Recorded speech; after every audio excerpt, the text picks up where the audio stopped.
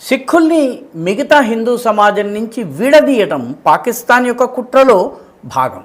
మొదట్లో బ్రిటిష్ వాళ్ళు చేశారు. ఆ తర్వాత పాకిస్తాన్ ఖలిస్తానీ ఉద్యమం పేరిట సిక్కులను మిగతా భారతదేశం నుంచి వేరు చేసి ఖలిస్తాన్ అనే దేశాన్ని సాధించాలని చెబుతూ వస్తుంది. ఇందులో భాగంగా పాకిస్తాన్ గత అనేక సంవత్సరాలుగా మహారాజా రంజిత్ సింగ్ యొక్క పుట్టినరోజు వేడుకలు జరుపుతుంది.